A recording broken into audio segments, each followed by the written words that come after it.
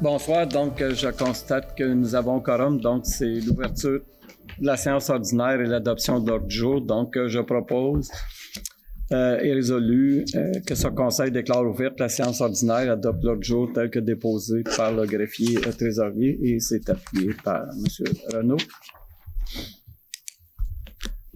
Au point 2.3, c'est l'adoption du procès-verbal de la séance du 5 janvier 2026. M. Farrin. Je propose et résolu que le procès-verbal de la séance du 5 janvier 2026 soit adopté tel que déposé par le greffier trésorier en incluant les modifications suivantes. Dans la résolution 2025-12-3203 portant sur l'adoption du calendrier des séances du Conseil pour l'année 2026, il y a lieu de corriger la date de la séance prévue le lundi 6 avril, laquelle aura lieu mardi 7 avril en raison d'un congé férié. Le Conseil du 5 octobre 2026 soit également être reporté au mardi 6 octobre 2026 en raison des élections provinciales. Appuyé par M. Antoine. Question? C'est adopté. Au point 3, des périodes de questions. Est-ce que vous avez des questions? Oh, oui. Bonjour. Salut. Ma question, dans le fond, c'est juste pas un suivi, voir sur le mois passé, je suis venu au sujet des pancartes. Oui. Est-ce qu'il y a eu des avancements dans ce dossier-là pour savoir qu'est-ce qu'on... S'il y a des choses qui ont été faites, si on peut en mettre?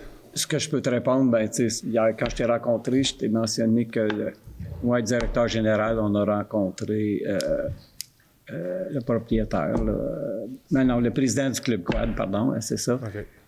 Pour il expliquait la situation il expliquait cette situation-là. Il parlait de son affiche qui est là. Et puis, après avoir discuté avec lui, on avait convenu aussi de te rencontrer aussi. Okay, par rapport à ça. Hier, je t'ai dit, suite à ça, on aimerait ça te rencontrer. Puis, tant qu'à la réglementation, tout ça, le CCU vont en reparler au prochain CCU parce qu'il n'y a pas eu de comité consultatif d'urbanisme en janvier. Okay. Donc, ça, question de l'affichage, par rapport à ça, ça va être rediscuté, mais hier, comme je t'ai mentionné, la possibilité de se rencontrer suite, comme la rencontre, moi, avec Alain, pour parler de cette situation-là. Puis, OK. On va faire ça dans un oui, là, c'est juste de trouver un moment là, ensemble là, qu'on a convenu qui va être pour toi, là, que ça va t'accommoder. Puis, OK, j'imagine que ça serait sûrement prochainement. Oui, prochainement, peut-être cette semaine, là, si ça fonctionne. On va regarder l'agenda d'Alain, puis avec la mienne aussi. Là, puis, je vais t'appeler, j'ai ton contact, oui, puis... Ça peut être le matin aussi. Là, comme vous voulez. OK. Oui. Je suis prêt quand vous êtes prêt. Oui. OK. C'est bon. Merci, Luc. Donc, présentation des comptes payés. M. Farrin, en 6. Oh, excusez, non. Déclaration des membres du Conseil. Est-ce qu'il y a des déclarations? Non. 5.6, présentation des comptes payés. M. Farrin. 6.1. Je propose et résolu que ce Conseil entérine les listes des déboursés émis au montant total de 1 752 346,28 $, tel qu'indiqué sur la liste présentée par le greffier trésorier en annexe aux présentes minutes à la page CP-26-01, le tout selon les dispositions du règlement de délégation de pouvoir ainsi qu'à l'article 961.1 du Code municipal du Québec. Les résolutions sont adoptées.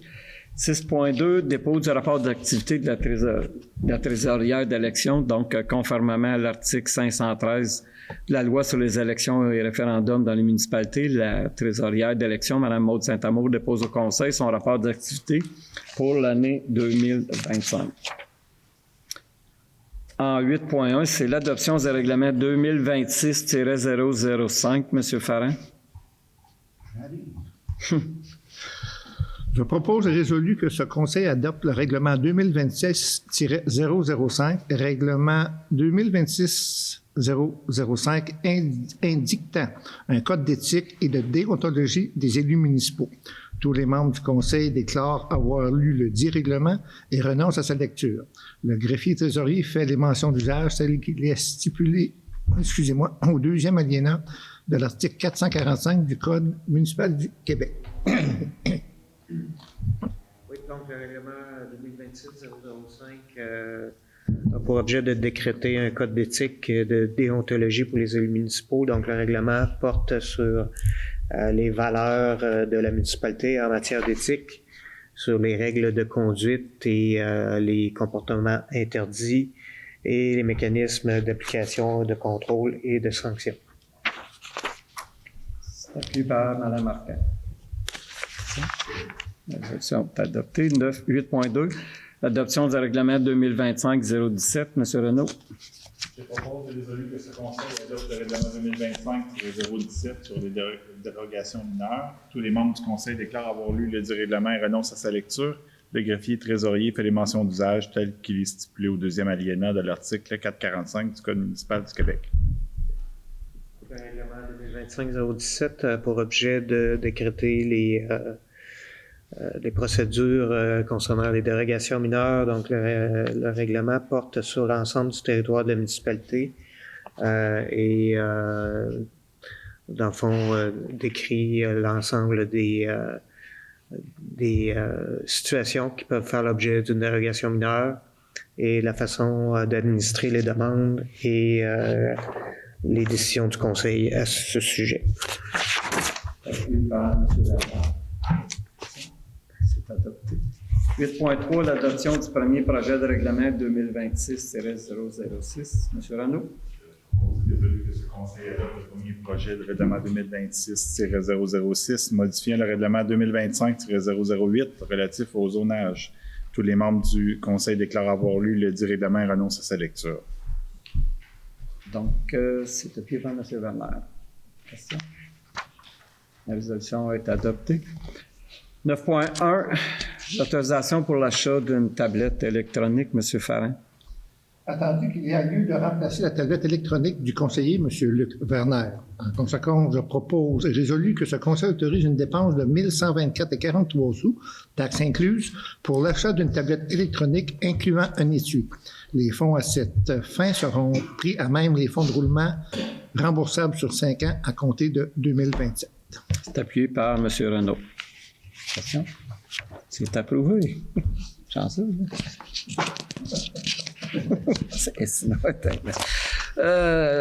9.2, l'autorisation de majorer les salaires des pompiers premiers répondants de 3,2 % pour l'année 2026. Monsieur Antoine.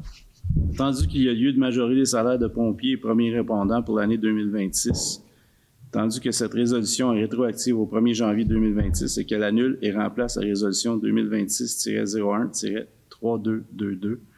En conséquence, je propose et résolu que, conformément aux orientations retenues lors de l'étude du budget 2026, ce Conseil accepte de majorer de 3,2 % les salaires accordés aux pompiers et premiers répondants à temps partiel et d'ajuster les salaires des officiers en fonction de la nouvelle grille salariale des cadres, le tout selon les barèmes suivants.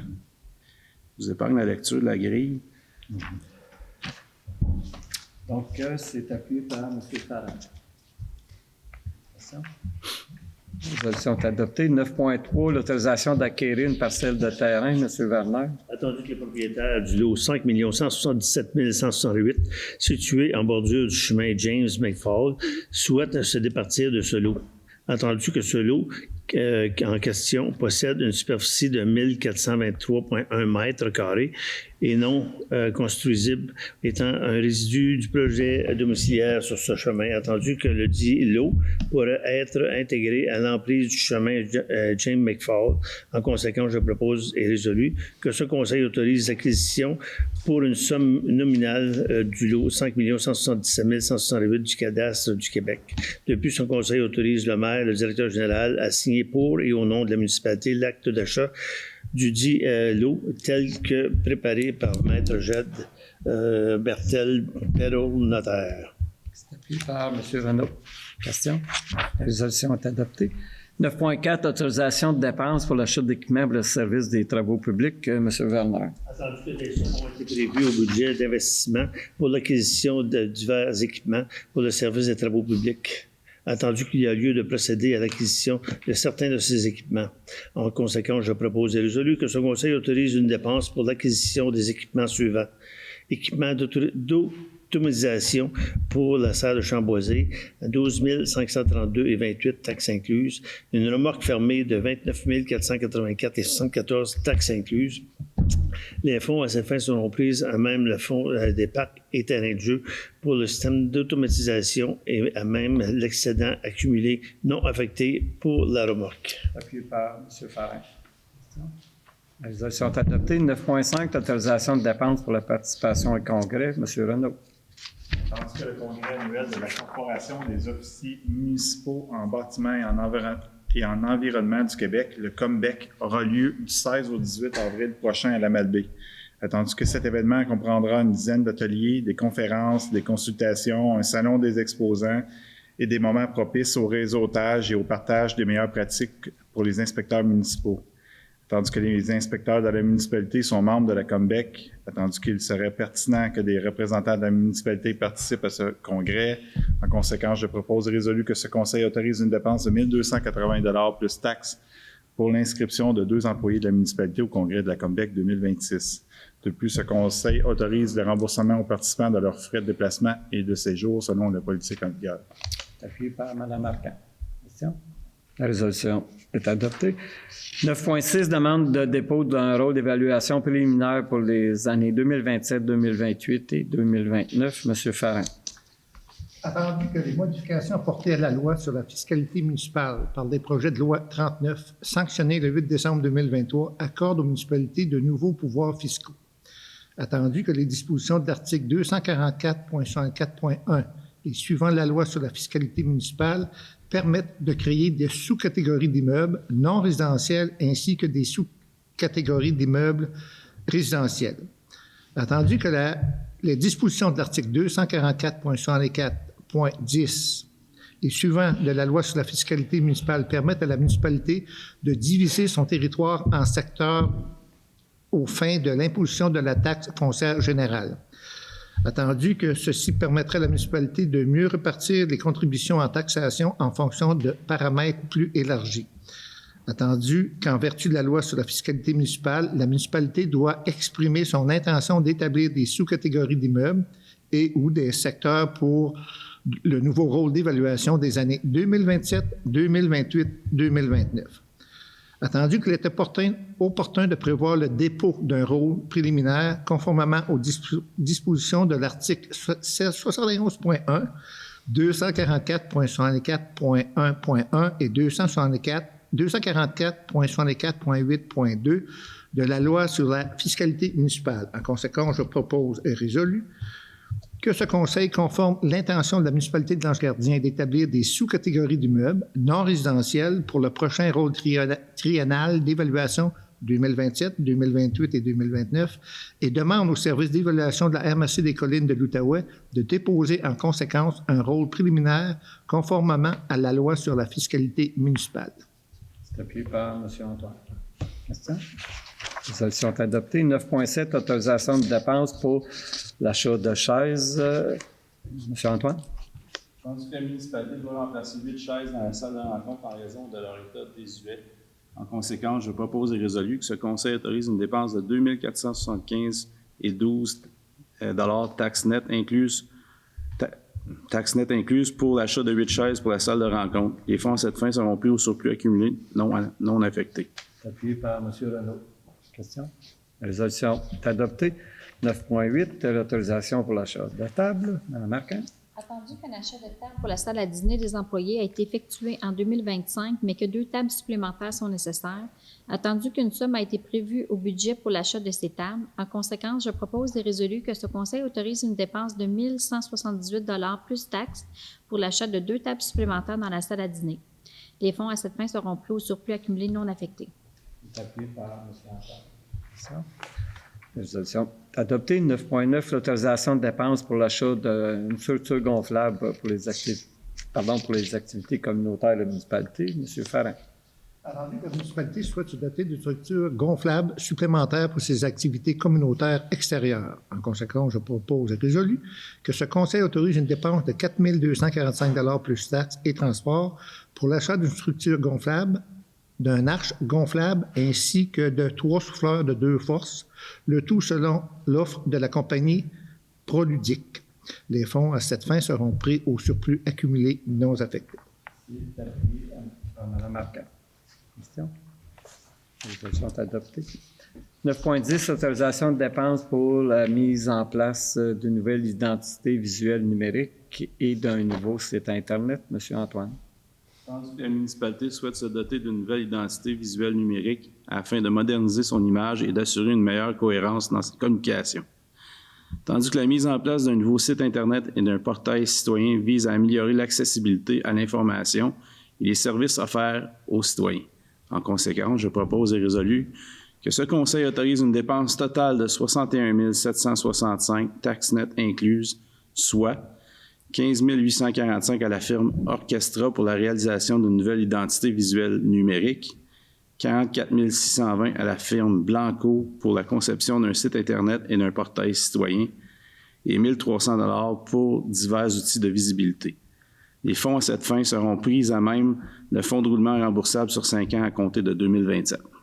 Merci par Mme Arcand. Question? La résolution est adoptée. 9.11, autorisation d'octroyer un mandat pour la préparation de plans et devis pour le projet de scène extérieure de Chamboisé. M. Ferrand. Attendu que la municipalité a procédé à un appel d'offres public de services professionnels pour la préparation de plans et devis pour le projet de scène extérieure au parc régional de Chamboisé et l'Ange-Gardien. Attendu que les soumissions ont été ouvertes le 18 décembre 2025. Attendu que 3 offres de services ont été reçues. Attendu que le comité de sélection a évalué les offres du point de vue qualificatif et qu'une des soumissions n'a pas obtenu le pointage intérimaire minimal. Attendu que le 20 janvier, le comité de sélection a procédé à l'ouverture des offres de prix pour les 2 soumissionnaires ayant obtenu les points minimaux requis. Attendu que la firme L'Atelier Architecte a obtenu le meilleur pointage combiné prix qualificatif.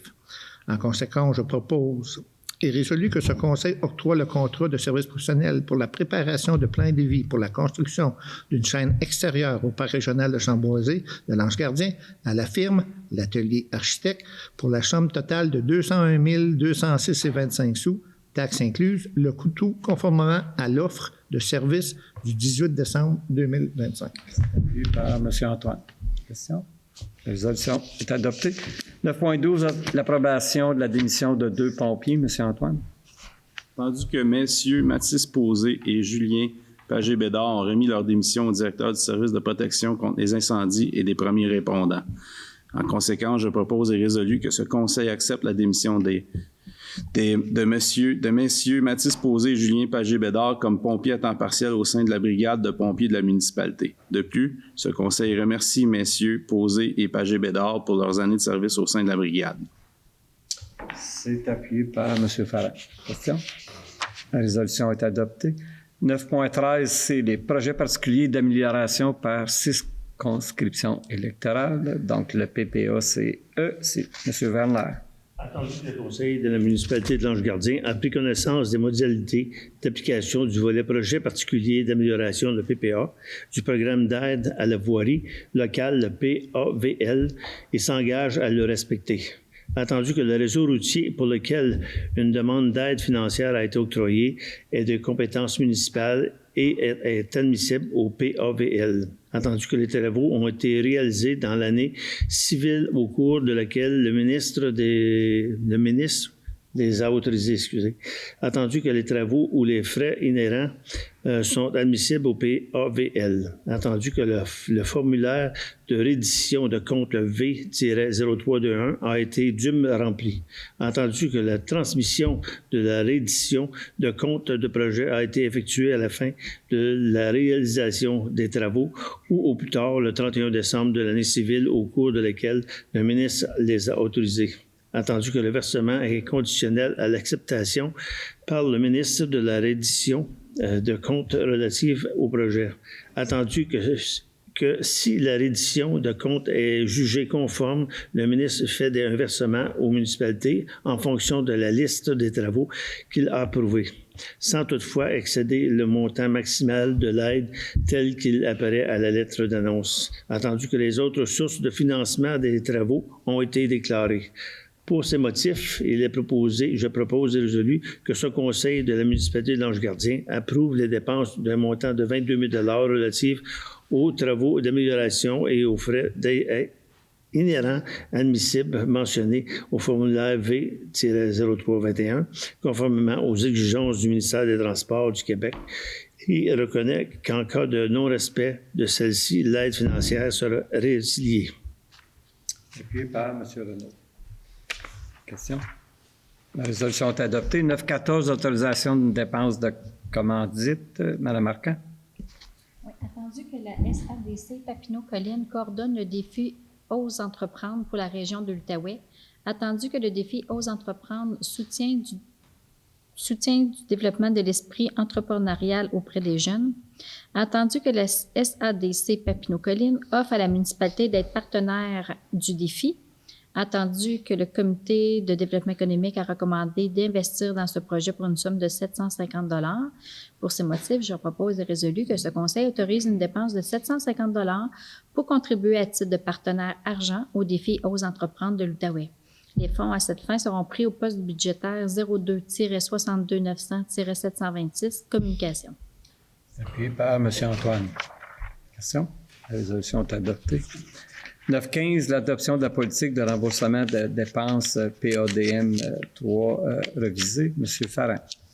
Attendu que l'actuelle politique de remboursement des dépenses P-ADM-3 a été révisée le 2 novembre 2015. Attendu que le contexte économique des dernières années ainsi que le temps écoulé depuis la dernière révision justifie la révision de cette politique. Attendu que la conseillère en ressources humaines de la municipalité a travaillé sur une mise à jour de la dite politique.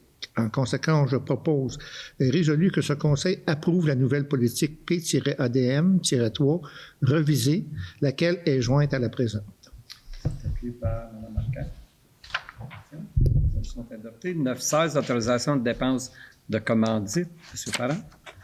Attendu que les Chevaliers de Colomb ont soumis une demande de commandite dans le cadre de leur festival d'humour, dont l'objectif est de ramasser des fonds pour la maison Papillon, une maison de soins palliatifs dédiée aux enfants en fin de vie.